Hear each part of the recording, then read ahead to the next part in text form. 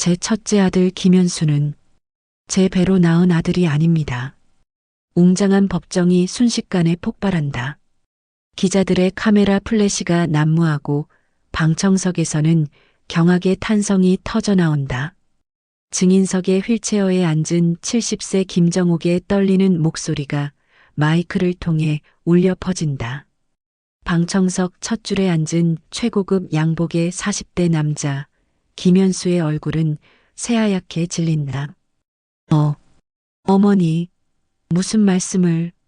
김정옥은 눈물을 글썽이며 계속한다. 평생을 숨기고 살았습니다. 하지만 더 이상은 참을 수 없습니다. 대한민국 최고 로펌의 파트너 변호사이자 모든 것을 가진 듯 보였던 남자가 순식간에 무너져 내린다. 도대체 이 가족에게 무슨 일이 일어났을까? 이 충격적인 고백의 배경에는 어떤 비밀이 숨겨져 있는 것일까? 4개월 전으로 거슬러 올라간다.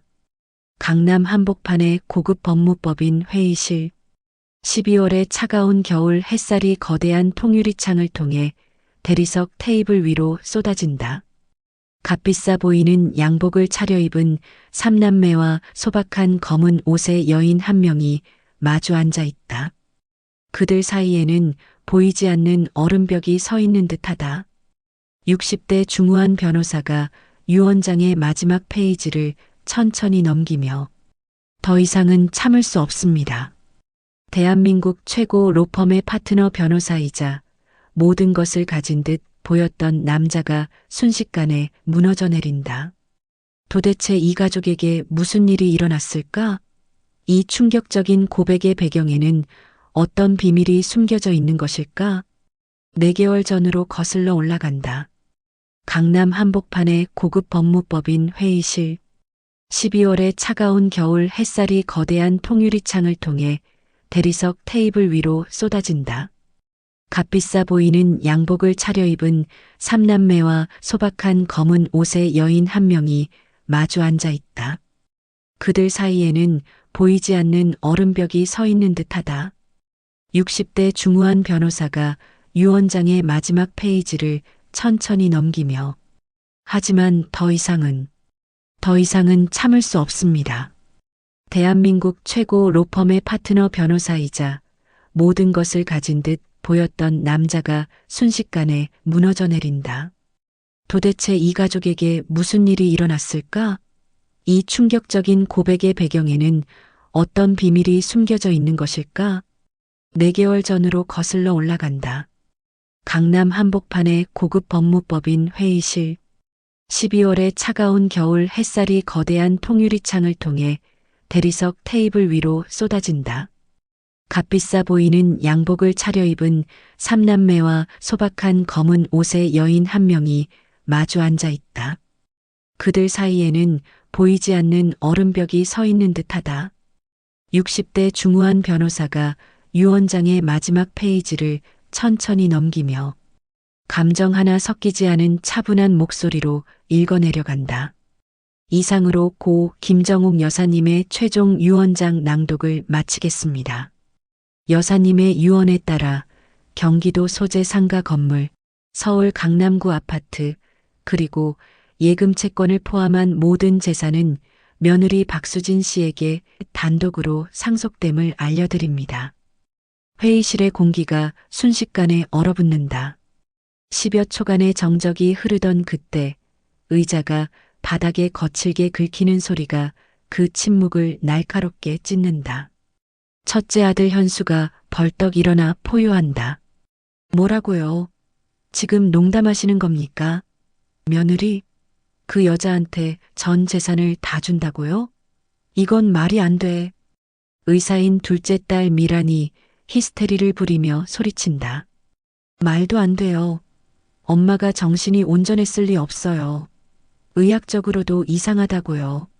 막내 아들 준호는 믿기지 않는다는 듯 고개를 연신 젓는다.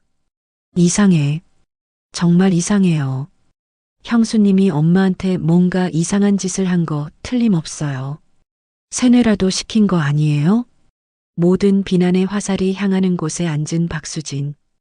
그녀는 당황한 표정으로 떨리는 목소리를 낸다. 아주버님, 형님, 서방님.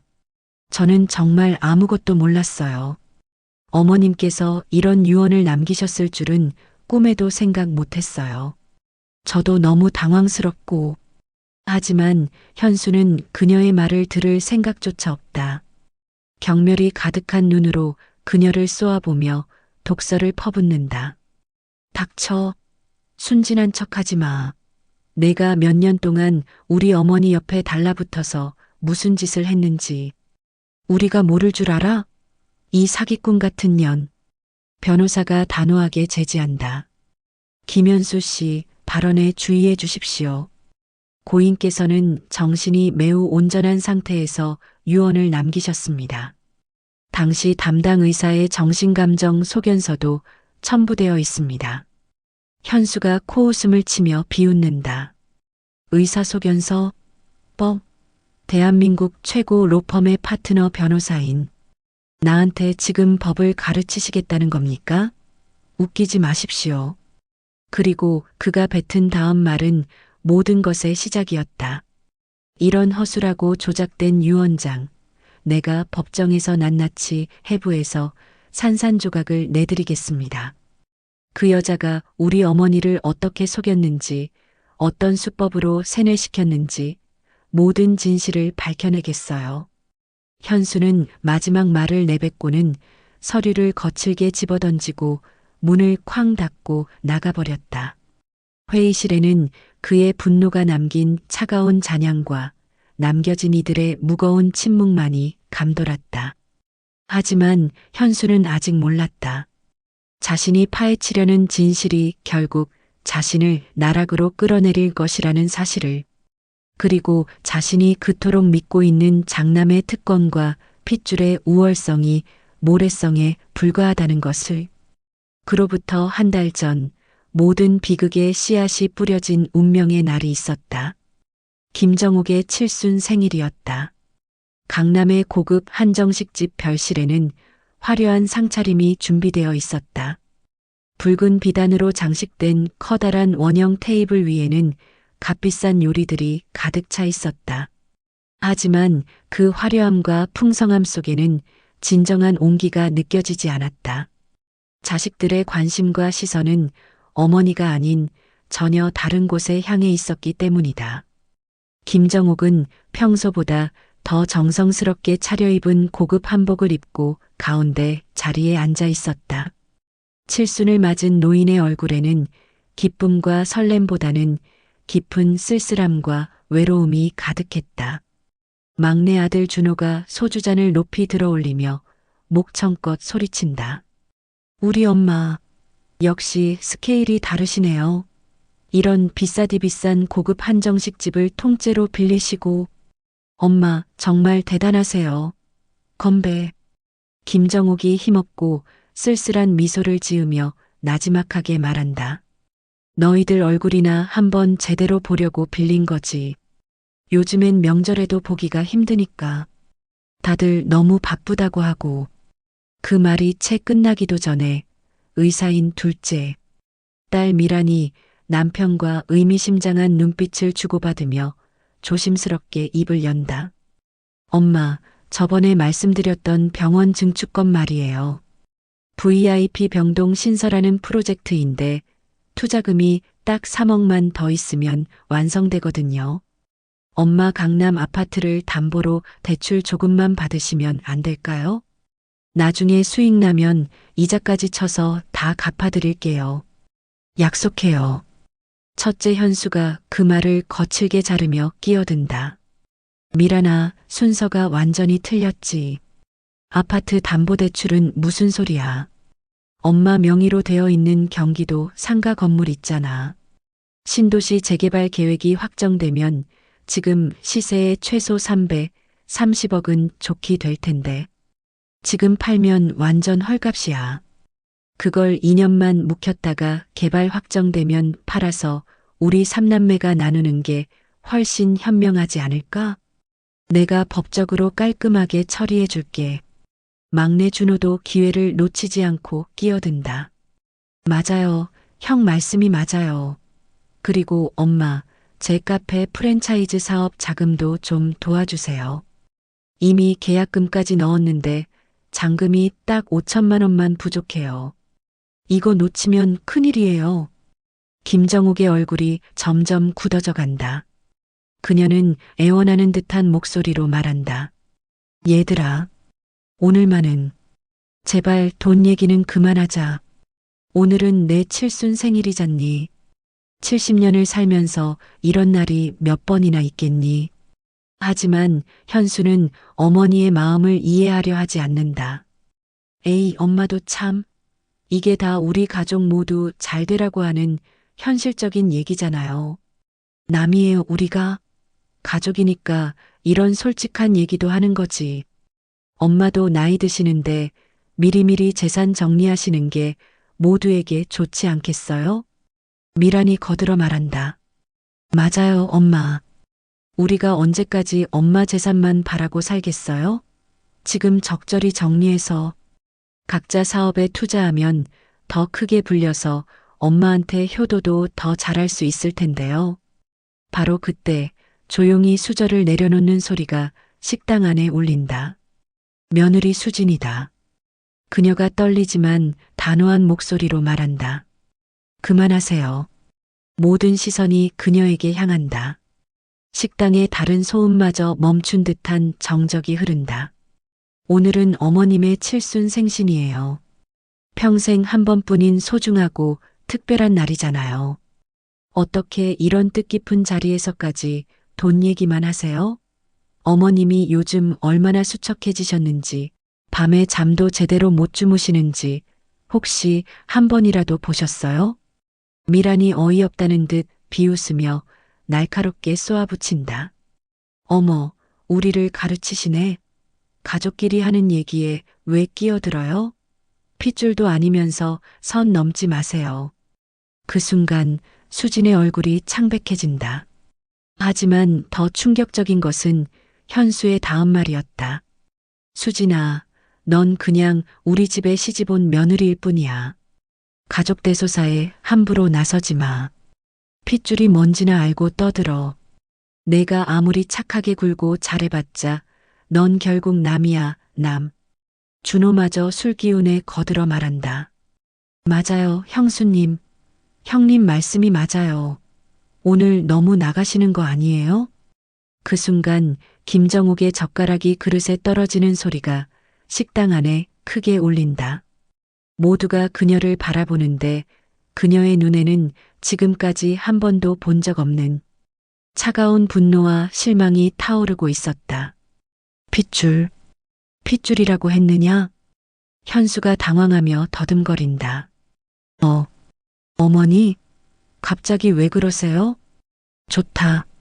그렇게 핏줄이 중요하고 소중하다면 김정욱이 천천히 자리에서 일어서며 어른보다 차가운 목소리로 말한다. 그 순간 그녀의 얼굴에는 70년을 살아온 인생의 모든 한과 분노가 서려 있었다. 내가 죽으면 알게 될 거다. 진짜 핏줄이 누구이고 가짜 핏줄이 누구인지. 현수가 어리둥절해하며 묻는다. 엄마, 무슨 말씀이세요? 갑자기 죽는다는 소리는 왜 하시고. 하지만 김정욱은 더 이상 아무 말도 하지 않았다. 그녀는 조용히 자리에서 일어나 방을 나가버렸다. 남은 자식들은 서로의 얼굴만 바라보며 어리둥절해했다. 그날 밤 늦은 시간 김정욱은 혼자 택시를 타고 어디론가 향했다. 도착한 곳은 30년 지기 절친한 친구이자 의사인 이만수의 개인 병원이었다. 밤 늦은 시간이었지만 이만수는 오랜 친구를 기다리고 있었다. 만수야, 부탁이 하나 있다. 이만수는 오랜 친구의 심각한 표정을 보고 긴장했다. 무슨 일이야, 정호가? 이 밤중에 웬일이야? 얼굴이 왜 이렇게 안 좋아? 내 자식들이 정말 사람인지 짐승인지 확인해 보고 싶어. 며칠만 내가 죽은 걸로 해주면 안 될까? 이만수는 깜짝 놀라며 소리쳤다. 무슨 소리야? 그게 무슨... 정호가 정신 차려. 그런 위험한 생각은 하지도 마. 김정옥은 오늘 칠순 잔치에서 있었던 일을 처음부터 끝까지 차근차근 이야기했다. 이만수의 얼굴이 점점 굳어져 갔다. 그 자식들이 정말 그랬다고? 내 칠순 생일에 며느리한테 핏줄 아니라고? 그래. 그래서 내가 정말 죽는다면 그들이 과연 얼마나 슬퍼할지, 아니면 얼마나 기뻐하며 재산 계산을 할지 확인해 보고 싶어. 이만수는 오랜 고민과 망설임 끝에 결국 고개를 끄덕였다. 알았어, 정우가. 하지만 조건이 있어. 딱 사흘만이야. 그리고 내 며느리에게는 미리 알려야 해. 그 착한 아이가 진짜 상처받으면 안 되니까. 그 다음날 저녁 김정옥은 수진을 조용히 불러 거실에 앉혔다. 시어머니의 표정이 너무 심각해서 수진은 불안했다. 수진아, 너한테만 말하는 건데 엄마가 미친 연극을 하나 할 생각이다. 수진이 놀라서 물었다. 어머니, 무슨 말씀이세요? 연극이요? 내가 며칠간 죽은 척 할 거야. 그래서 내 시동생들이 진짜 어떤 인간들인지 확인해 보고 싶어. 수지는 경악해서 소리쳤다. 어머니, 그런 위험한 일은 절대 안 돼요. 만약 들키기라도 하면 어떡해요? 너무 위험해요. 김정옥은 수진의 손을 따뜻하게 잡으며 말했다. 수진아, 어제 내가 받은 상처, 엄마도 다 봤어. 핏줄도 아니면서라는 그 차가운 말들. 너무 가슴 아팠지? 수진의 눈에 눈물이 맺혔다. 어머니, 수진아, 너는 어떻게 생각하느냐? 내가 이 미친 연극을 끝까지 해도 되겠니? 진짜 가족이 누구이고, 가짜 가족이 누구인지 확인해도 되겠니? 수진은 한참을 고민했다. 시어머니의 계획이 너무 위험해 보였다. 하지만 어제 저녁 받은 상처가 아직도 생생하게 아팠다. 지난 10년간 친어머니처럼 모셔온 시간들이 핏줄이 아니라서 한순간에 무가치해진 것 같았다. 어머니, 정말 아무도 모르게 하실 수 있어요? 만수 형이 도와주기로 했어. 걱정하지 마. 수지는 결국 고개를 끄덕였다. 어머니가 정말 원하신다면 저도 함께 하겠어요. 함께 진실을 확인해 봐요. 그리고 사흘 후 운명의 날이 찾아왔다. 김정옥은 이만수 병원에서 갑작스러운 심장마비로 응급실에서 사망했다는 가짜 진단서가 발행되었다. 수진만이 진실을 알고 있었고 나머지 가족들은 모두 완벽하게 속았다. 미란이 급히 병원에 달려와서 이만수에게 물었다. 의사 선생님, 우리 엄마가 정말 돌아가신 건가요? 믿을 수가 없어요. 이만수는 마음이 아팠지만 연기를 계속했다. 유감스럽게도 심장마비가 너무 갑작스러워서 손 쓸 틈이 없었습니다. 고인의 명복을 빕니다. 미라는 의사로서 의문을 품었다. 그런데 엄마는 평소에 심장이 아주 건강하셨는데 혹시 다른 요인은 없었나요? 최근에 심한 스트레스나 충격을 받으신 일이 있으셨나요? 그런 것들이 급성 심장마비를 유발할 수 있습니다. 미라는 며칠 전 칠순 생일 자리가 떠올랐다. 하지만 그것 때문에 엄마가 죽었다고는 생각하지 못했다. 장례식장에서 현수는 거대한 영정사진 앞에 무릎을 꿇고 통곡하며 오열했다. 어머니, 죄송합니다. 제가 정말 잘못했어요. 어머니, 제발 돌아와 주세요. 다시는 그런 소리 안 할게요. 미란도 눈물을 흘리며 빌었다. 엄마, 정말 미안해. 우리가 너무 욕심부렸어. 엄마 마음도 모르고. 엄마, 정말 죄송해요. 준호는 아예 실성한 듯 울부짖었다. 엄마, 우리 엄마, 내가 나빴어요. 내가 돈 얘기하지 말았어야 했는데. 엄마. 하지만 그들의 눈물과 후회 뒤에는 이미 다른 계산이 숨어 있었다. 장례식이 끝나자마자 현수는 동생들과 함께 변호사 사무실을 찾아갔다. 유언장이 있다고 하시는데요. 전 재산을 며느리한테 준다고요? 이상한데. 어머니가 그런 분이 아니셨는데. 뭔가 이상해요. 변호사가 고개를 끄덕였다. 어머님께서 생전에 직접 작성하신 공정증서 유언장입니다. 정신감정도 받으셨고요. 현수는 그 자리에서 바로 소송을 결심했다. 그리고 며칠 후 그는 동생들을 자신의 고급 아파트로 불러 모았다. 현수의 거실은 마치 전쟁을 준비하는 작전 본부 같았다. 커다란 테이블 위에는 두꺼운 법률 서적들과 각종 소송 서류가 산더미처럼 쌓여 있었다. 다들 잘 들어. 우리에게는 두 가지 강력한 카드가 있어. 상속 결격 사유와 유언무효 확인 소송이야. 미란이 불안해하며 물었다. 정말 가능해, 오빠? 변호사가 법적으로 완벽하다고 했는데. 그리고 나는 의사인데 엄마 정신 상태에 문제 있다고 거짓말하기가. 현수가 자신만만하게 웃으며 답했다. 미란아, 너무 양심적으로만 생각하지 마. 의사 소견서 하나만 믿을 건 없어. 어머니가 작년부터 기억력 감퇴하고 우울증 증세 보인 거 우리가 모두 증언하면 돼. 그리고 혈압약 때문에 판단력이 흐려졌을 수도 있다고 주장하면 되고. 그리고 그가 뱉은 다음 말은 소름이 돋을 정도로 치밀하고 냉정했다.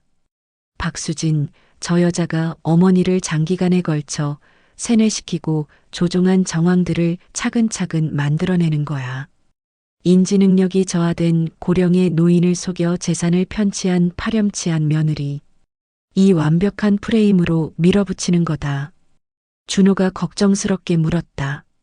하지만 형수님이 법정에서 반박하면, 그리고 혹시 우리가 거짓말한 게 들키면 어떡해? 현수가 차가운 웃음을 지으며 답했다.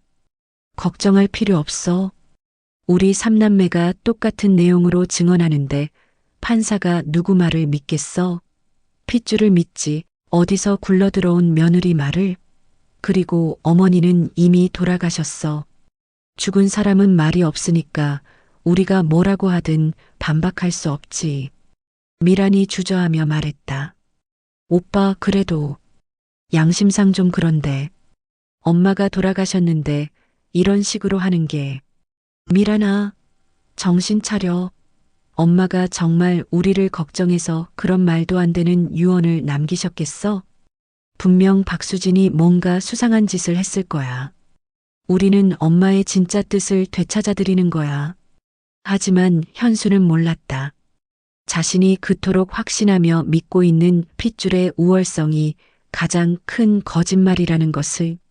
한편 김정옥은 이만수의 병원 지하 휴게실에서 모든 상황을 지켜보고 있었다. 수진이 매일 찾아와 바깥 상황을 자세히 보고했다. 어머니, 아주버님이 본격적으로 소송을 준비하고 있어요. 저를 사기꾼이라고 하면서. 정말 마음이 아파요. 김정욱의 눈에 눈물이 맺혔다. 그래. 역시 그랬구나. 수진아, 정말 고맙다. 내가 아니었다면 난 평생 속고 살 뻔했어. 내 자식들의 진짜 모습을 영원히 몰랐을 거야. 수진이 걱정스럽게 물었다. 어머니, 정말 법정에 나가실 건가요? 너무 위험하지 않을까요? 만약 몸에 무리가 오면. 그래야지. 이제 모든 진실을 밝힐 때야. 그리고 김정옥은 잠시 망설이다가 깊은 한숨을 내쉬며 말했다. 수진아, 사실 내가 알아야 할 더 큰 진실이 하나 있어. 현수, 그 아이는 사실. 재판 당일이 드디어 다가왔다. 법정은 연일 언론에 화제가 된 이 사건 때문에 기자들과 방청객들로 발 디딜 틈 없이 가득 차 있었다. 현수는 자신만만한 표정으로 단정하게 옷을 차려입고 증인석에 섰다. 존경하는 재판장님, 저희 어머니는 고령으로 인한 만성질환과 우울증으로 인해 정상적인 판단이 불가능한 상태였습니다. 특히 작년부터 기억력 감퇴와 심한 우울 증세가 지속되었고 복용하던 혈압약의 부작용까지 겹쳐서 제대로 된 의사결정을 할 수 없는 상황이었습니다. 수진 측 변호사가 반박했다.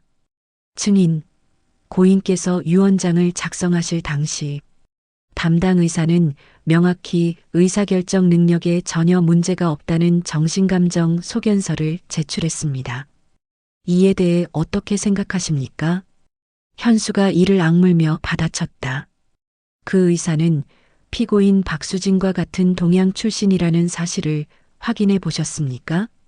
서로 미리 짜고 친 가능성이 농후합니다. 무엇보다 가장 중요한 것은 혈연관계입니다. 저희는 어머니의 피를 나눈 진짜 자식들입니다. 방청석이 웅성거렸다. 그의 주장이 사람들의 마음을 흔드는 듯 보였다. 현수는 승리를 확신하며 더욱 목소리를 높였다. 저 여자는 아무리 착하게 굴어봤자 결국 남일 뿐입니다. 피 한 방울 섞이지 않은 완전한 타인이에요. 핏줄이 다른데 어떻게 진짜 가족보다 우선할 수 있겠습니까? 바로 그때였다. 법정 뒷문이 조용히 열리더니 놀랍게도 휠체어를 탄 김정옥이 천천히 모습을 드러냈다. 법정 전체가 순식간에 정적에 휩싸인다. 현수의 얼굴이 믿을 수 없다는 표정으로 경악에 물든다. 어머니, 여긴 어떻게? 분명히 돌아가셨는데, 장례식도 치렀는데. 김정옥은 법정 경위의 도움을 받아 증인석으로 천천히 향한다. 온 법정이 숨을 죽인 채 지켜본다. 그녀가 마이크를 잡고 또렷하고 단호한 목소리로 말한다. 저는 살아있습니다. 방청석이 다시 한번 웅성거린다. 현수는 당황해서 말을 더듬는다. 어머니, 그럼 지난 며칠간은, 장례식은 도대체 무슨, 모두 연기였다. 김정욱의 차가운 대답에 법정이 다시 조용해진다. 내가 정말 죽었을 때 너희가 과연 얼마나 슬퍼할지, 아니면 얼마나 빨리 재산 계산을 시작할지 보고 싶었거든. 현수는 혼란에 빠지지만 곧 정신을 차리고 마지막 카드를 꺼내든다. 그의 목소리에는 절망적인 간절함이 담겨 있었다. 어머니, 저희를 시험하신 거였군요. 그래도 저는 어머니의 피를 나눈 장남입니다. 핏줄이라는 사실만큼은 절대 변하지 않아요. 법정에서도 혈연관계가 가장 중요한 거 아닙니까? 현수는 마지막 동아줄인 혈연을 필사적으로 붙잡고 발악한다. 어머니께서 저희를 실망하셨다면 진심으로 사과드릴게요. 하지만 혈연만큼은 거짓말하지 않습니다. 저는 분명히 어머니의 아들이에요. 바로 그 순간 김정옥이 그의 마지막 자존심마저 무너뜨리는 최후의 일격을 날린다. 현수야, 안타깝지만 그 핏줄마저 거짓이란다. 법정이 세 번째로 그리고 가장 강력하게 폭발한다. 이번에는 첫 번째, 두 번째 충격과는 비교도 안 될 정도로 강렬했다. 현수의 얼굴에서 모든 혈색이 완전히 사라진다. 무슨 말씀이세요? 그게 무슨... 김정욱의 목소리가 떨린다. 하지만 그 안에는 70년을 숨겨온 진실의 무게가 고스란히 담겨 있다. 존경하는 재판장님, 제 첫째 아들 김현수는 제 배로 낳은 아들이 아닙니다. 김정욱의 눈에서 눈물이 주르륵 흘러내린다. 내 아버지는 죽는 순간까지 내게 빌었다. 이 비밀만큼은 무덤까지 가져가 달라고, 어미 없는 자식으로 만들지 말아달라고. 나는 그 간절한 약속을 40년간 지켜왔다. 하지만 내가 그토록 소중히 여기는 그 핏줄로 내 진짜 자식 같은 아이를 짓밟고 모독하는 순간 나는 죽은 남편과의 약속마저 깨기로 결심했다. 미란이 충격을 받으며 소리친다. 오빠가 오빠가 우리 친오빠가 아니라고요? 그럼 지금까지. 준호는 완전히 멍한 표정으로 현수를 바라본다. 형? 진짜예요? 정말 우리 친형이 아니었어요? 그럼 형은 대체 누구세요? 미란이 의사로서의 직감으로 상황의 심각성을 깨닫는다. 오빠, 의사 친구까지 동원해서 가짜 죽음까지. 엄마가 정말 단단히 화나셨구나. 우리가 정말 큰 선을 넘었구나. 김정옥은 흐느끼며 계속한다. 내 아버지가 세상을 떠나기 직전 밖에서 낳아온 자식이 바로 너다. 내 친어머니는 너를 낳고 얼마 안 되어 병으로 세상을 떠났어. 내 아버지는 내게 무릎 꿇고 빌었고 나는 아무도 모르게 널 내 호적에 올려 친자식들과 똑같이, 아니, 어미 없는 불쌍한 자식이라 더 애틋하게 키웠다. 현수는 충격에 빠져 말을 잇지 못한다. 그의 눈에서 초점이 사라지고 평생을 지탱해온 정체성이 모래성처럼 무너져 내린다. 김정옥은 수진을 향해 떨리는 손을 뻗으며 말을 잇는다. 이 아이는 피 한 방울 섞이지 않았지만 병든 나를 위해 밤을 새우고 재간이라도 떼어줄 것처럼 정성을 다했다. 내 가짜 죽음까지 함께 연기해주며 진실을 밝히는데 용기 있게 동참했지. 하지만 너희는, 내 피를 나눈 자식이라는 너희들은 오직 내 재산에만 관심이 있었어. 김정옥의 목소리가 법정 전체에 울려 퍼진다. 이제 재판장님께 묻고 싶습니다. 과연 진짜 가족이란 무엇입니까? 그저 피가 섞였다는 생물학적 증명서 한 장입니까? 아니면 긴 세월 동안 정성과 사랑으로 쌓아 올린 진심입니까? 법정은 완벽한 침묵에 휩싸인다. 더 이상의 변론은 무의미했다. 재판은 허무할 정도로 빠르게 끝났다. 김정욱의 유언은 완전히 유효했으며 모든 재산은 며느리 박수진에게 상속된다는 최종 판결이 내려졌다. 법정을 나온 후 복도에서 세 남매는 망연자실하게 서 있었다. 현수는 벽에 기대서서 완전히 넋을 잃고 있었다. 그의 인생을 떠받치던 모든 기둥들이 한순간에 무너져 내렸다. 장남이라는 자부심, 핏줄이라는 특권, 혈연이라는 우월감, 모든 것이 거짓이었다. 미란이 그에게 울분을 토하며 소리친다. 이게 다 오빠 때문이야. 오빠가 괜히 소송만 안 걸었어도 이런 일은 없었을 거야. 그리고 오빠가 우리 친오빠도 아니었잖아. 준호는 여전히 믿기지 않는다는 표정으로 중얼거린다. 형? 정말 우리 친형이 아니었어요? 그럼 지금까지 40년 동안. 하지만 현수는 아무 대답도 하지 못했다. 그는 이미 텅 빈 허수아비가 되어 있었다. 그 후 몇 달이 흘렀다. 현수는 어머니를 고소한 비정한 아들이라는 낙인과 함께 출생의 비밀까지 세상에 알려지며 법조계에서 완전히 매장되었다. 그가 담당하던 모든 대형 사건들은 다른 변호사들에게 넘어갔고 로펌에서는 그를 조용히 정리하고 처리했다.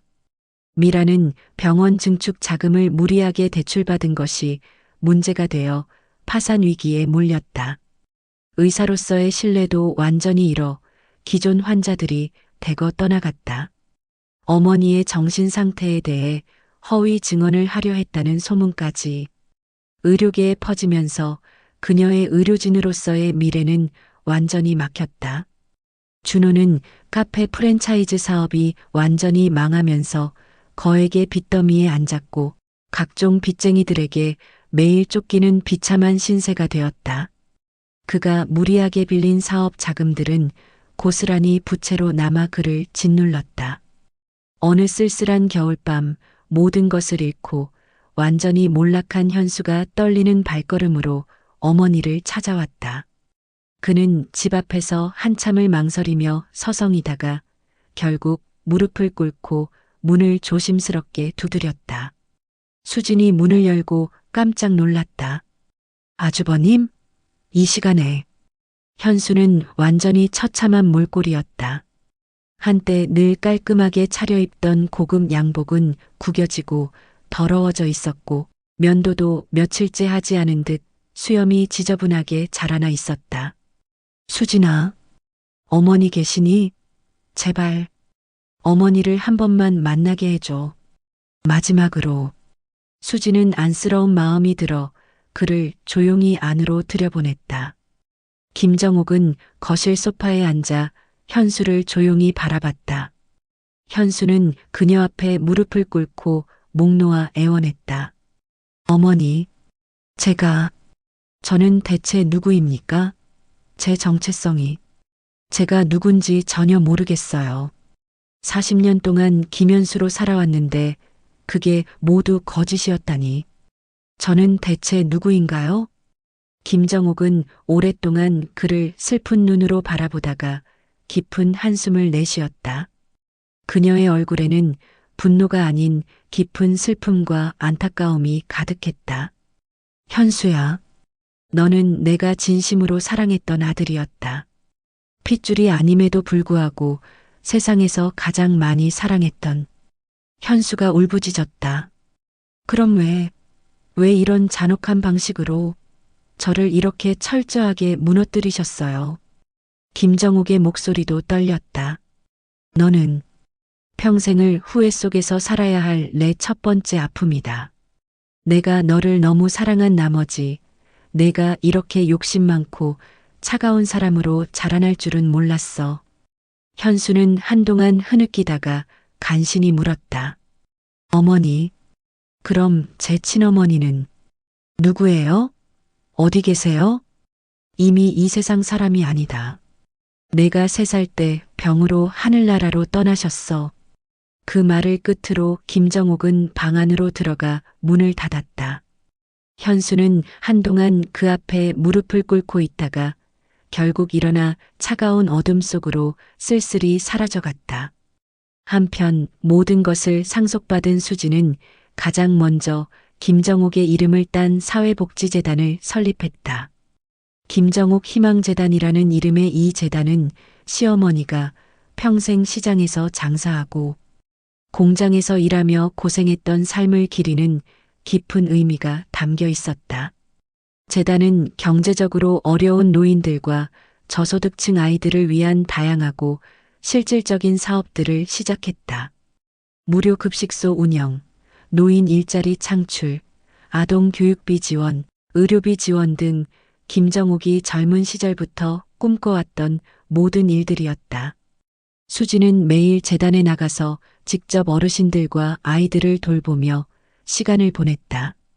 그녀는 단순히 돈만 기부하는 것이 아니라 시어머니가 그랬던 것처럼 진심과 정성으로 사람들을 돌봤다. 어느 따스한 봄날, 김정옥과 수지는 재단에서 운영하는 작은 도서관의 벤치에 나란히 앉아 있었다. 아이들의 맑고 순수한 웃음소리가 따스한 햇살처럼 주변에 쏟아져 내렸다. 한 아이가 김정옥에게 다가와 그림책을 보여주었다. 할머니, 이 책 정말 재미있어요. 김정옥이 아이의 머리를 다정하게 쓰다듬으며 환하게 미소 지었다. 그래, 할머니한테도 읽어줄래? 아이가 신나게 책을 읽어주는 동안 김정옥과 수지는 조용히 그 모습을 지켜봤다. 김정옥이 수진의 손을 따뜻하게 잡으며 말했다. 수진아, 정말 고맙다. 내가 없었다면 난 평생 속고 살 뻔했어.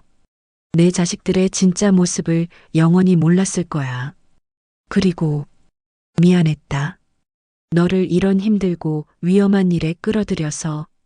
수지는 말없이 시어머니의 어깨에 머리를 살며시 기댔다. 어머니, 저야말로 진심으로 감사해요. 진짜 가족이 무엇인지, 진정한 사랑이 무엇인지 깨닫게 해주셔서. 수진이 조심스럽게 말했다. 어머니, 얼마 전에 미란 형님한테서 연락이 왔었어요. 작은 식당에서 설거지 일이라도 시작해서 빚부터 천천히 갚아나가겠다고. 준호 서방님도 지방의 작은 공장에 취직했다고 하더라고요. 김정옥은 말없이 머나먼 하늘만 바라봤다. 자식들을 완전히 외면하고 버리지는 못하는 어머니의 복잡하고 애틋한 심경이 그 긴 침묵 속에 고스란히 담겨 있었다.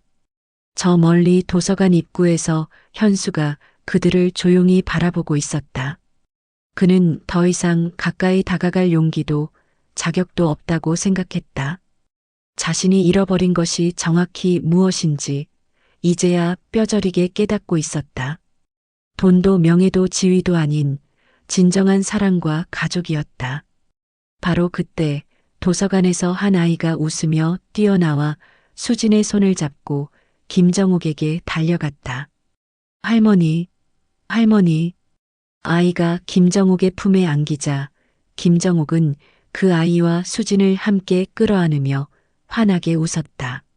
세 사람이 따스하게 껴안고 있는 모습은 마치 진정한 3대 가족 같았다.